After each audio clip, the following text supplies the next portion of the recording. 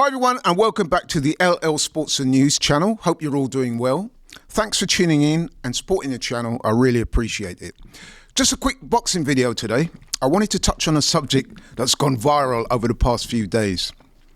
By now, many of you would have seen or heard Chris Eubank Jr.'s explosive rant he directed towards some of the top boxing promoters and managers of today, namely Frank Warren, Eddie Hearn and Kalle Sauerland. At a recent press conference to announce the Artur Beterbiev-Dmitry Bivol fight, Eubanks called Hearn, Warren and Kalle Sauerland scumbags. Now that's his words, by the way, not mine. I want to make that absolutely clear. So he makes those remarks at the press conference, goes into a bit of a soliloquy saying how he feels shafted, and he went into a little description as to why he feels aggrieved by those guys. I'm not going to go into that, but the remarks are out there. You can see those for yourself. You go online, they're out there. And immediately, the boxing world went into meltdown. Like I said, he named those three. Frank Warren, who was in attendance along with Eddie Hearn, he was there. I think Kalle Sauerland was there as well. Frank Warren was visibly upset, and he went back at Eubank. They had a bit of a back and forth. And basically, Frank Warren said, look, see you in court. He's actually sued Chris Eubank Jr. before now, but he said, listen, I'm going to sue you. So I don't know what happened in the immediate aftermath with Turki Al Sheikh, who was in attendance, and he's promoting the Riyadh season show on October the 12th. Maybe they had some words. But the upshot of that was Chris Eubank Jr. issued a statement apologising for his remarks and retracting his statement. And it was interesting because Frank Warren also issued a statement accepting Chris Eubank's apology. And he actually ended his little statement by saying that, what was the words he used? He was looking ahead to some potentially massive bouts in the future. So he's seemingly implying that he's not against working with Chris Eubank Jr. in the future, which I thought was interesting. So then you think, well, all's well that ends well, or is it? Because let's face it, the fallout of what happened is that even though Chris Eubank Jr. apologised and retracted his comments, the sentiments are still out there. I mean, like I said, the videos are out there. You can go and see it and stuff like that. So everyone knows what happened. It's going to remain long in the memory. And a lot of people are going to have their opinions as to what happened. And let's be honest as well, just because Chris Eubank Jr. apologised and retracted his statement doesn't mean that him and Frank Warren are going to kiss and make up anytime soon. Doesn't mean that Chris Eubank necessarily is apologetic for what he said. It's just that he just obviously doesn't want to get sued and have that going through courts and all the hassle of that. So, the comments out there, everyone's seeing it, everyone's talking about it. And I've got to say, man, this type of thing is nothing new at all. The only difference being is that Chris Eubank Jr., he went public with it in a big public forum when no one was expecting it. That's the difference. So I think it's important for me to make that distinction. And the other thing I want to say is, let's be honest here, the boxer, meaning the professional boxer, managers and promoter relationships has always been fractious. You go right through history, you can see that for yourself. I mean, boxing is without doubt a great sport, but I think it's also fair to say it's a largely unregulated sport. It's the so-called wild, wild west of sports, if you like. A sport where anything can happen and often does. So, boxing's got a reputation for that.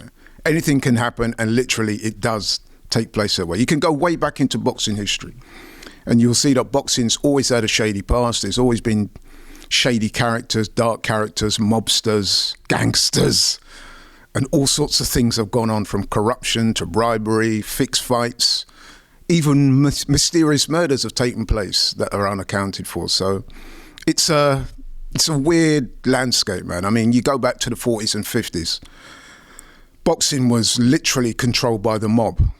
Guys like Blinky Palermo, to name but one. But boxing's always had a shady past, so let's not be under illusions here.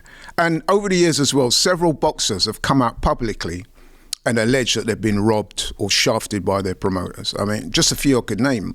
The most famous boxer that ever lived, Muhammad Ali, he's had his fair of incidences. He named Don King and one or two other people that he said shafted in. Larry Holmes, former heavyweight champion of the world also, he's said a lot. Bernard Hopkins, Barry McGuigan, you remember him and Barney Eastwood going to court back in the 80s and 90s. Mike Tyson, Ricky Hatton, Oscar De La Hoya, Floyd Mayweather Jr. More recently, Carl Frampton.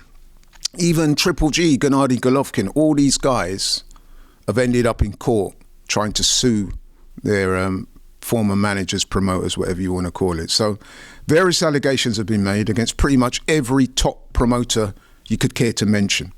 And some of the allegations will range from theft of money, mismanaging their careers, all sorts of things. So like I said, the likes of the promoters we're talking about are top promoters here. You're talking about guys like Don King, Bob Arum, Frank Warren, Eddie Hearn. And trust me, the list goes on. And when I say, you know, these allegations have been made, they have been made. You go back and you look at these things. I'm not taking the side of the boxers here. What I'm merely trying to point out is the relationship between boxers, promoters and managers has long been fractious. It's a very kind of difficult relationship, and there's always been things going on. I mean, I've got to say, I've got a lot of friends and acquaintances who are involved in boxing. Some of them fighters. Some of them are fighters to this day. And if I tell you, and I'm being honest here, some of the stories I've heard over the years, and I still hear, you'd be shocked. You know what I mean? I mean, obviously I can't go into these things, but I'm being honest now, trust me. Some of the stories you hear are unbelievable. Whether they're true or not, only the people involved will know. But seriously, some of the stories you hear are unbelievable. They range from dodgy contracts, boxers not getting paid on time, boxers not getting paid at all, boxers being charged extortionate training expenses fees, boxers being forced to take fights at short notice or take fights against their will and being pressured, you know what I mean? So it really is shark-infested waters, man. That's what I'm trying to say. So whether you believe what Chris Eubank said or not, the purpose of this video is to highlight the problems and the issues that are in boxing. So you should not be surprised when you hear Chris Eubank go off in that manner. Like I said, the only surprise is that he did it in public. But boxing has a very dubious reputation. I just want to make that clear. I can say that unequivocally. There's been so much gone on over the years. I mean, I've spoken to, can I say, at least half a dozen boxers who have told me that they've had fights for which they've not been paid for. Can you imagine that? I mean, these guys are getting in the ring, putting their lives on the line, and they're expecting to get remunerated, and they don't get paid at all. And a lot of boxers, you know what I mean, they're full-time, they're relying on that money, they've got families, they've got bills, they've got commitments, and they don't get paid. What, you know what I mean, imagine going out, doing your jobs, and then at the end of the month or at the end of the week or whenever it is, whoever's supposed to pay you, in effect, goes missing and or tells you some half-baked excuse. You know, I mean, I've heard of boxers getting checks bounced on them and stuff. It's honestly, it's a weird situation, man. So when I saw Chris Eubank Jr. go off in that manner and make those comments, I thought to myself, wow, there's obviously a lot going on behind the scenes there. So, but yeah, I mean, let me know what you guys think. I mean, was Chris Eubank right to do what he did? Should he have framed it in a slightly separate way? Because obviously Frank Warren, you know, was threatening to sue him, and it's quite likely that Eddie Hearn and Kara Sauerland could have followed suit had he not have issued the retraction statement the next day. But I just want to know what you guys think about that total situation. Was Eubank right? Was he wrong? Some people say he was brave, some people say he was stupid. And disregarding what he said publicly, have you heard any stories? Maybe you can let me know. Or do you think that the situation has changed and it's no longer a big issue compared to what it would have been back in the day? I mean, it has got better, I would say. But nevertheless, I mean, I was speaking to somebody about 4 or 5 months ago, and he was telling me about, it's secondhand, he was telling me about a story that he knew from a current fighter. And again, it was a story that, you know what I mean, raised my eyebrows to how this guy had been treated, being forced to take fights, short notice, and being effectively told that, listen, you know, if you don't take this fight, then you'll never fight for this company again. Things like this do happen.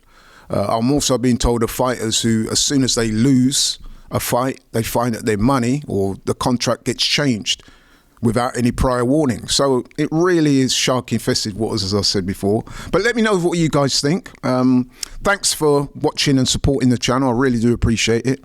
I'll be doing a lot more videos on boxing, on football, and any relevant news items. Please like, share, and subscribe, as this helps with the algorithms. It helps push the channel. And I'll be speaking to you guys again soon. So in the meantime, Enjoy yourselves and stay blessed. I'm out. Thank you.